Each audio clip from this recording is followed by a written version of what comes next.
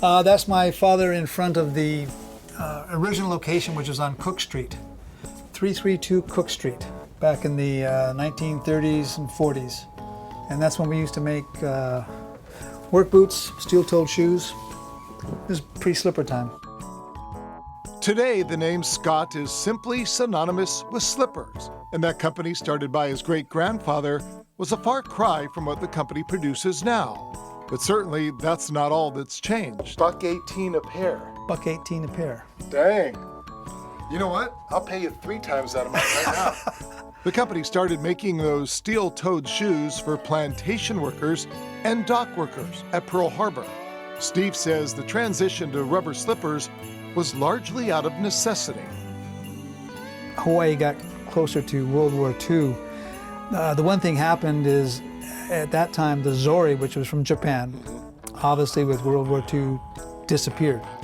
And so there was I think a tremendous amount of demand for something that was casual, something that was slip-on, something that you could wear without socks. So the company converted to making slippers, and there was no turning back. Those, and these are a lot of the old styles. This is my son's picture wall. It probably goes back about 10 years with some of these styles. We should have started earlier. That's our lifestyle today, is casual, whether it be shorts, whether it be slippers.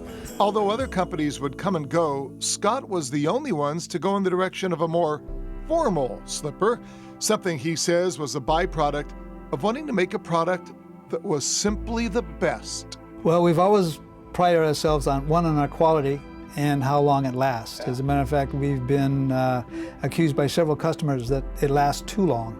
And we try to tell them to at least get a different color, do something like that. Today, there's nearly a different color and style for every day of the month.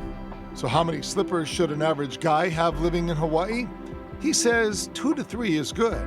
However, well, I like these styles here. Today, Scott considers himself lucky that the company, founded in 1932, has only been in 4 locations, or as he puts it, 1 for each generation. But naturally, there have been challenges along the way, chief among them, the cost of doing business here in Hawaii.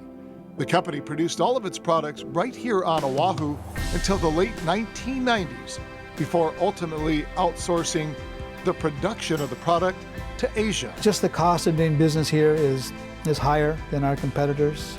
But make no mistake about it, Scott is a local company through and through.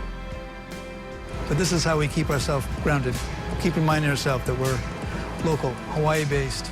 And when it comes to the secret to the company's enduring success, he says once again, it all comes down to quality. That's what we're known for. We're known for something that, if you wear it, and obviously, like a shirt, there's not much wear and tear. We know that if you don't want to rip it off, something like that, but something that you're wearing on the feet, on your foot, is constantly being worn, and it's abrasive on the ground. Again, it's just a testament to the pride that we put into our footwear. And what does this 3rd-generation shoe manufacturer see when he looks into the future? No pun intended, but you might say Steve was a shoo-in to take over the family business, and he says one of the best parts of this family-owned company is to be able to look down and see his name every step of the way. Well, one step at a time. I have my son now, my youngest son, here working with me, and he has 2 boys, so we're in our 4th generation right now, and let's see if we can make it to the 5th generation.